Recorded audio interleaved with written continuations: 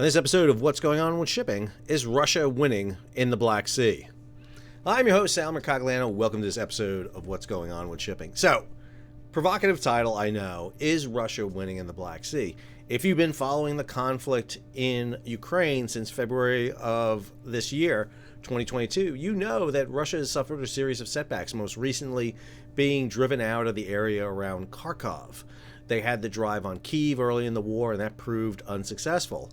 And it's looking bad for the Russians, obviously. They seem to be on the retreat from territory they have. However, on the Black Sea, I'll make the argument that they're actually winning the war. I know, I'm sitting here, I know what you're saying. It's like, wait a minute, Sal, hang on. They lost a cruiser. They lost the battle for Snake Island. They've been pushed back. Yeah, but if you look at beyond the military aspect and look at the commercial aspect, I'll make the argument that they're actually doing pretty well. So, before we get started, if you're new to the channel, take a moment, subscribe to the channel, hit the bell so you'll be alerted about new videos as they come out. All right, let's dig into this story. So, this is the story that came out. This is from the Carnegie Institute. And what they're talking about here is why Russia is jeopardizing the Ukraine grain deal.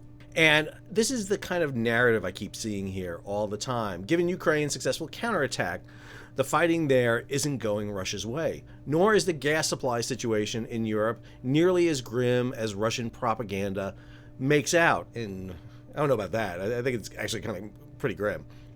In these circumstances, Putin finds he doesn't have so many ways of putting pressure on the West at his disposal. Threatening to torpedo the grain deal is one of the few remaining options. All right, hang on a second. So the Carnegie Center is telling me that because Russia's running out of options, they're going to torpedo the grain deal. And I'll make the argument, no, you're wrong.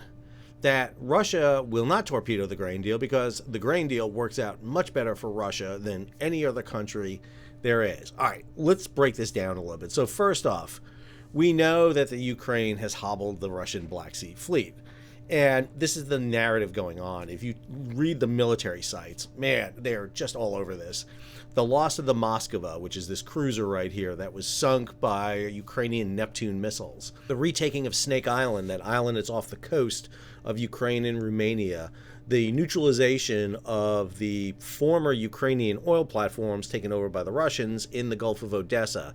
The attacks on Crimea. Matter of fact, we have this story right here talking about the Russian Black Sea Fleet is relocating some of its Kilo-class submarines out of Sevastopol to Novorossiysk.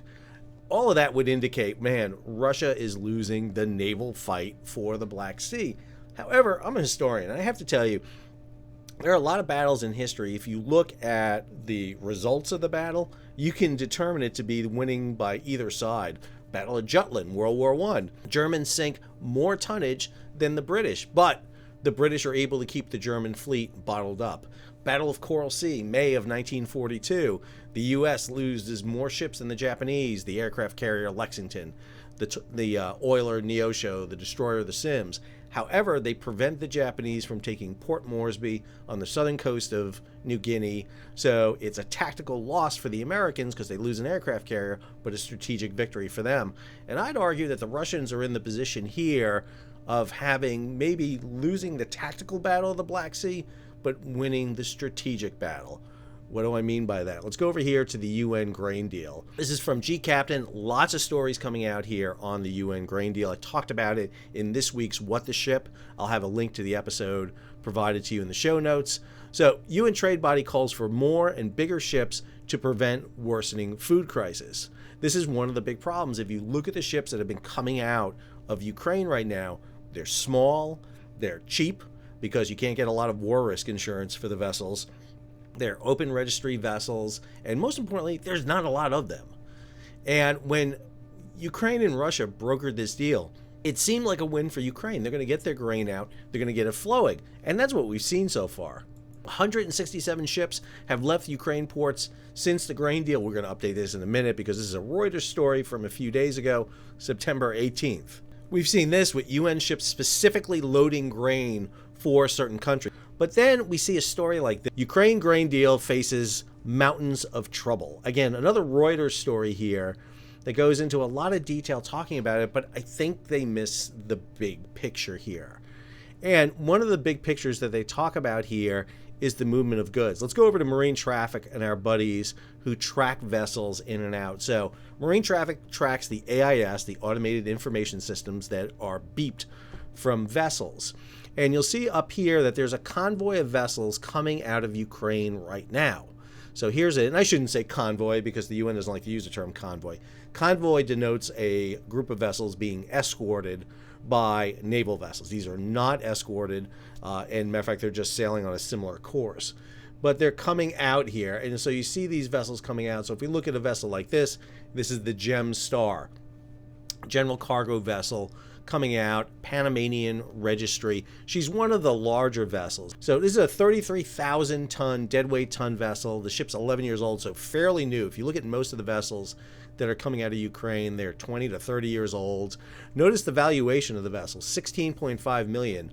This is actually a higher value vessel than we typically see coming out. Most of them are single digit million. And bringing out about 33,000 tons of cargo, which is okay. It's a good small to medium size vessel. And if you run through these other vessels here, you see vessels of many different sizes. Here's the Fortuna, a break bulk vessel, again, fairly small.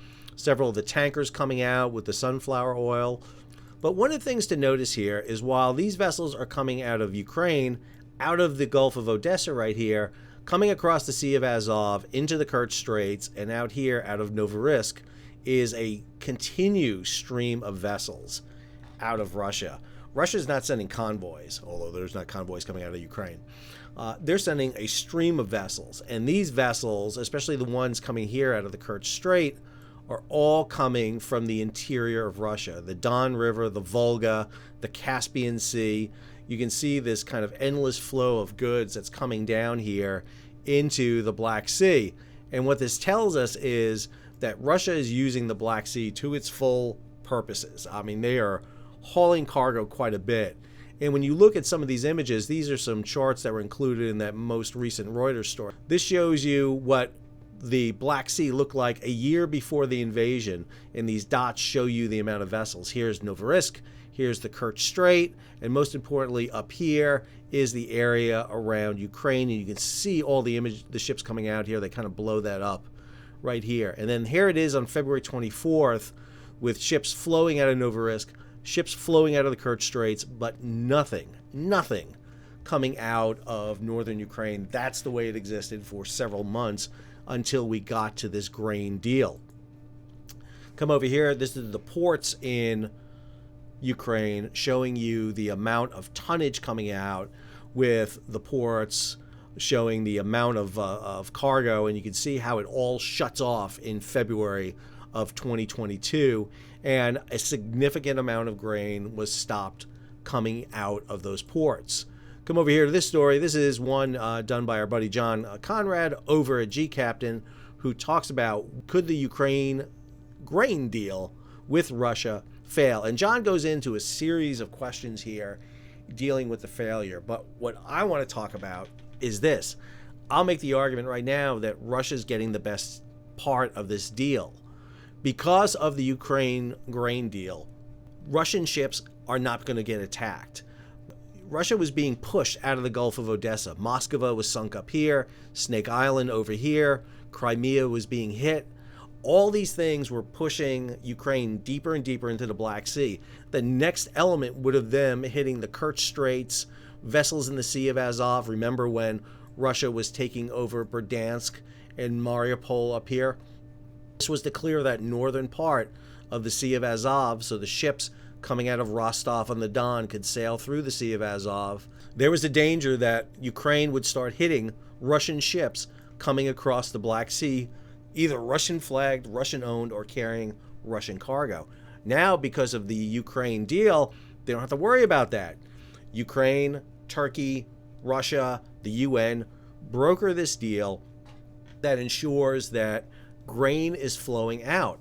And one of the things that Russia is arguing about isn't that there's too much grain coming out, but that the grain isn't getting to who it was supposed to be getting to. And this is making Russia try to sound altruistic. And I know they're not. I mean, don't for a minute think I'm a Russian sympathizer here. I'm not. But what I'm sitting here saying is that Russia is getting a lot out of this deal. Carnegie Institute thinks that they want to do this because Russia is like backed in the corner and they think Ukraine is making a lot out of this. Yet when you look at the data put out by the Joint Coordination Center, this is the most recent one as of 12 September of 2022, you see that as of 12 September, 2.7 million metric tons of cargo has come out of those ports. 53% of that cargo has been corn, 23% wheat, 12% sunflower, and then the rest is barley, rapeseed, and soya beans. Okay, so this is the cargo coming out. 2.7 million sounds like a lot, but again, go back to the chart where we look at what was coming out of Ukraine here on a fairly consistent basis, and you're seeing roughly 500,000 coming out of Odessa, anywhere from a half to a little bit more coming out of Chomorensk, and nearly over 1 million to 1.5 million coming out of Pivdendi. I don't know how to say this word. I apologize. But you can see that coming out here in weeks. So, I mean, Ukraine was averaging about 5 to 6 million tons a month, and they've only gotten out 2.7 million tons since this started with the first vessel back in August. But more importantly, what Russia is making the argument about is this figure right here, 28% to low middle income countries. Egypt, Iran, India, Sudan, Kenya, and only 1% of the cargo is going to countries like Djibouti, Lebanon, Somalia, and Yemen. That's who the grain was supposed to be flowing to. 27% to upper to middle income countries. Turkey gets 19%. Turkey makes 40% of the world's flour. That's why they want the wheat coming there. It's one of the reasons they brokered this deal. And then most importantly, 44% to high-income countries. That is the issue that you see Russia doing right now. They're sitting there saying, we agreed to this, and the grain is not going to where it needs to go. Suffice to say that if you're looking at this militarily, if you're looking at this in terms of tonnage sunk, yeah, there's no doubt Ukraine is winning. They've sunk the Moskva. They've hit other Russian ships. They've taken over territory, the Snake Island. They've neutralized the oil platforms. They've forced the Russians to redeploy their submarines. However, Russia, because of this agreement now, has full, unfettered shipments coming out of their interior with food, fuel, and fertilizer. Yeah, we're talking about a G7 fuel cap that may kick in December. We're talking about some sanctions in Europe against Russian oil, but we know the Greeks, for example, are carrying Russian oil on their tankers. We know there's a legal transfer of Russian oil to tankers out in the deep ocean in the Atlantic. And we know that Russia has found markets for its oil in places like India and China and Southeast Asia and Africa. So you got to be careful about sitting there and thinking Russia's losing on land, Russia's losing on the water. On the water, I'll make the argument again, yes, they lost a cruiser that was built back in the 1980s. Is that really? Yeah, symbolically, it's terrible. It really is. But did they lose a huge asset? Yeah, it provided air defense, but did it really? Because it got sunk by two 1980s era, basically harpoon missiles. So, how effective is that platform? Losing Snake Island, allowing the Ukrainians to start moving grain out, it's a political win for them because they look altruistic. They're sitting there screaming that the grain is supposed to be going to low income and it's largely going to middle and high income. What's going on here? Meanwhile, their cargo is flowing full force, and it's helping Russia shore up its economy, which desperately needs it. Let's be clear. The Russian economy is in a lot of flux right now. Yeah, the ruble is doing better than it ever has, but there's a lot of substantial issues regarding the Russian economy. So, which also brings us back to the war on land. Okay, Russia's been pushed back in the north from Kyiv. They've been pushed back from Kharkov, but they still have that overland route to Crimea. They've secured the Sea of Azov, which ensures the safety of their vessels by capturing Berdansk and Mariupol. I think you got to be really careful here and saying that Russia's winning or losing this war based solely on military. You got to look at economics. You got to look at how this is being sold to the Russian people and what's this doing for the Russian economy.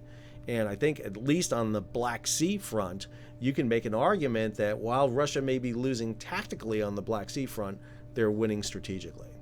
Hope you enjoyed today's video. If you did, take a moment, subscribe to the channel, hit the bell so you'll be alerted about new videos as they come out. Share this across social media, leave a comment, give it a thumbs up, especially give it a thumbs up, leave a comment, and share it across social media.